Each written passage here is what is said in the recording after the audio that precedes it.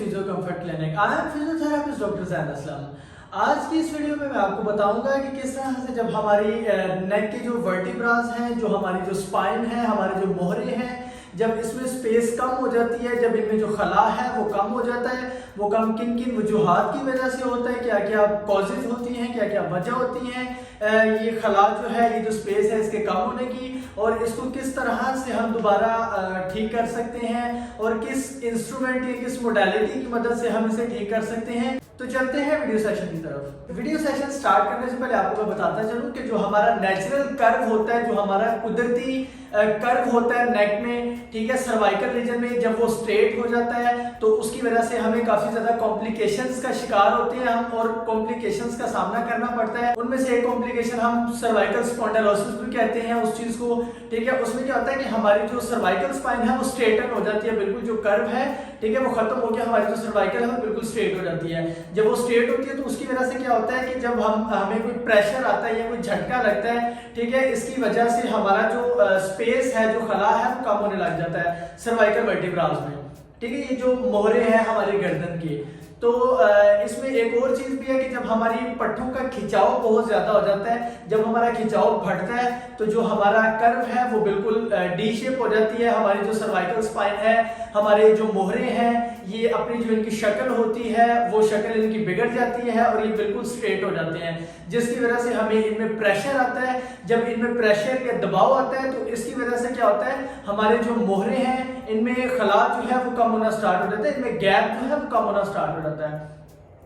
तो ये जो है काफ़ी ज़्यादा लोग जो डिप्रेशन में चले जाते हैं, जो डिप्रेशन का शिकार रहते हैं, ठीक है, उनके लिए भी है, क्योंकि जब वो डिप्रेस्ड होते हैं तो उससे ही जो हमारे अपर ट्रैप्स और ये जो हमारे पैरास्पाइनी मसल हैं, ये जो हमारे मोहरों के इर्द गिर्द मसल्स हैं, पट्टे हैं हमारे, जब ये खिंच जाते हैं तो इससे क्या होता है कि हमारे जो सर्वाइकल स्पाइन है, जो हमारे मोहरे हैं, ठीक है, वो इस तरह से उनका कर्व होता है, ठीक है, वो फिर बिल्कुल सीधे हो जाते हैं।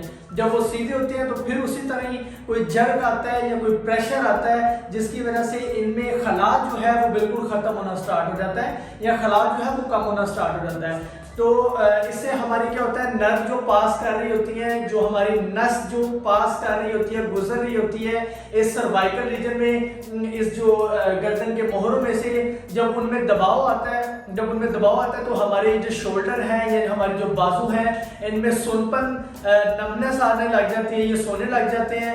या इसके बाद हमारे पास जो कॉम्प्लिकेशन हमें देखने को मिलती है, सुइयां चुभने लग जाती हैं, टिंगलिंग सेंसेशंस इसे बोलते हैं, ठीक है। या फिर हमारे जो हाथ हैं इनमें ताकत जो है वो काफी ज्यादा हम महसूस करते हैं कि काफी वीक हो गए हैं, ताकत जो है वो कम होती जा रही है, या जो हमारी ग्रिप है वो काफी कम होती जा रही है। तो चलते हैं आज के वीडियो सेशन की तरफ। तो आज मैं आपके सामने लेके आया हूँ सर्वाइकल ट्रैक्टर। इसे सर्वाइकल ट्रैक्टर भी बोलते हैं, इसे एयर सर्वाइकल ट्रैक्टर भी बोलते हैं, और सर्वाइकल वर्टिब्रा ट्रैक्टर भी बोलते हैं। हमारे पास ट्रैक्शन यूनिट लगे होते हैं कुछ सेटअप्स में, ठीक है, तो वो ऑटोमेटिक हम फिक्स कर देते हैं उस चीज को कि इतना प्रेशर हम देंगे या इतना हमें देना चाहिए। अच्छा, जो सर्वाइकल रीजन पे हमारा जो ट्रैक्शन है वो हमारी कितनी होनी चाहिए, सबसे बड़ा ये क्वेश्चन है। बहुत से लोग हैं, बहुत से फिजियोथेरेपिस्ट हैं जिनको इस चीज की नो हाउ नहीं है कि कितना जो है हमें वेट यूज करना चाहिए, या हमें कितने केजीज की जो है वो हमें ट्रैक्शन देनी चाहिए। तो जो हमारे सर्वाइकल रीजन पे आती है ट्रैक्शन, वो हमारी आती है टोटल जो हमारा बॉडी वेट है उसका 7%, up to 7% of total body weight हम जो है वो इतने केजीज की हम ट्रैक्शन दे सकते हैं, इससे ज्यादा की नहीं दे सकते, ठीक है। तो मैं आपको इसके यूज का तरीका बताता हूँ कि किस तरह से हम इसे यूज करते हैं, ठीक है। ये बेसिकली क्या करता है, ये बेसिकली जो है इसमें हम एयर फिल करते हैं, ये एयर पंप के साथ, ठीक है, ये खुलता है और इसमें एयर फिल होती है। जब एयर फिल होती है तो इससे क्या होता है कि हमारे वर्टिब्रास जो है, हमारे जो मोहरे हैं, ठीक है, उसमें ट्रैक्शन आती है, ठीक है, उसमें हम खिंचाव लेके आते हैं ऊपर की जानिब, ठीक है।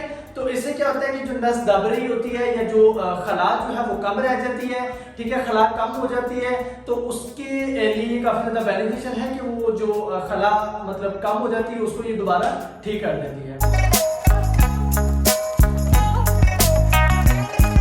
तो इसको सबसे पहले ये इस तरह से हॉर्स शू जो है इस तरह की शक्ल का ये बना होता है, ठीक है। आप इस तरह से इसे लगाते हैं, ठीक है। आप ये देख लें कि ये जो आपका गट है, ये जो फ्रंट पे जो गट है ना, ये बिल्कुल ओपन रहना चाहिए, ठीक है, इसे क्लोज नहीं करना।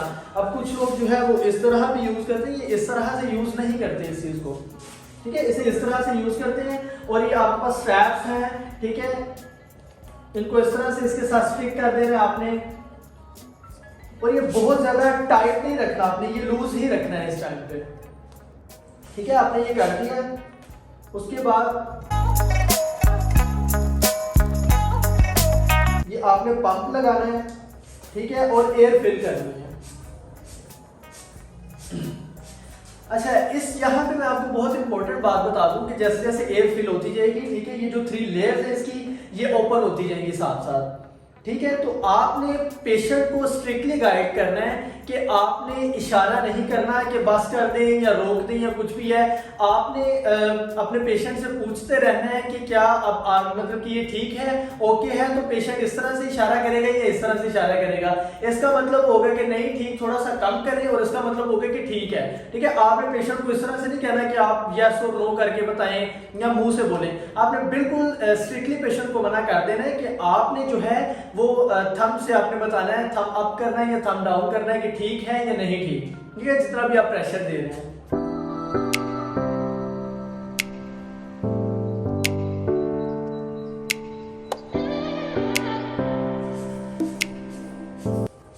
ये देखिए जैसे जैसे आप फिल करते जाएंगे, ये 3 लेयर्स हैं इसकी, ठीक है, ये ओपन होती जाएंगी।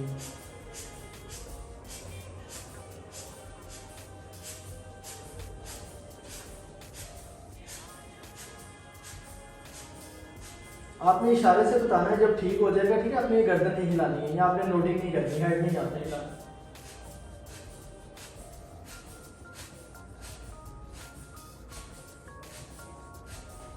ये देखिए ये 3 लेयर्स जो है ये ओपन हो रही है, ये खुल रही है, यस और नो आपने बताना, ओके। अच्छा, तो जब आप देखें कि इनके लिए ये सूटेबल है, ठीक है, या आपका सांस वगैरह तो नहीं रुक रहा, आपका सांस तो नहीं रुक रहा, ठीक है आप, ठीक है। इसके बाद आपने क्या करना है, ये प्लग लगा हुआ है, ठीक है, आपने ये प्लग को बंद कर देना है, ठीक है, बंद करके आपने ये पंप उतार लेना है, ठीक है। और इसको आपने जो है ये 5 to 7 मिनट्स के लिए इसी तरह ही रहने देना है। इसकी जब आप एयर आउट करेंगे, जब टाइम हो जाएगा, आप जब इसकी एयर आउट करेंगे, ठीक है, तो उसके बाद जो कॉम्प्लिकेशन आ सकती है वो विटाइगो, चक्कर आ सकते हैं, तो पेशेंट को इसके बाद नोजिया भी हो सकता है। तो आपने इस चीज़ की बिल्कुल भी टेंशन नहीं लेनी है। आपने उसके बाद 1-2 मिनट का रेस्ट देना है, और उसके बाद जो फर्दर ट्रीटमेंट आपका होगा, ठीक है, जिस तरह इंफ्रारेड अगर आपने यूज़ करना है, आपने अगर अल्ट्रासाउंड थेरेपी यूज़ करनी है, या अगर आपने लेजर यूज़ करनी है, कुछ भी जो आप करना चाह रहे हैं, ठीक है, वो उसके बाद फिर आप ये स्टार्ट करेंगे, ठीक है। इससे आपने 5 to 7 मिनट टाइमर लगा लेना है, ठीक है, और आपने 5 to 7 मिनट के लिए इसी तरह रहने देना है। और जब आपने इसकी एयर आउट करनी है जो है वो दोबारा ओपन करेंगे, ठीक है, तो इसके जो अंदर एयर है वो डिफ्लेट हो जाएगी, वो निकलना स्टार्ट हो जाएगी। तो आपने इस तरह नहीं करना है कि ऊपर से आप प्रेशर देके इस चीज को बंद करेंगे, बल्कि आहिस्ता आहिस्ता से ये खुद ब खुद एयर सारी आउट हो जाएगी, ठीक है। उसके बाद आपने ये उतार देना है। तो इसी तरह आज का हमारा सेशन एंड होता है। मैं उम्मीद करता हूं कि आपको ये जो हमारे पास सर्वाइकल ट्रैक्टर है, एयर सर्वाइकल ट्रैक्टर है, या सर्वाइकल वर्टिब्रा ट्रैक्टर बोलते हैं इसे, इसकी बहुत अच्छे से समझ आ गई होगी। और आप मेरे चैनल को लाइक करें, शेयर करें और सब्सक्राइब करें। अल्लाह हाफिज।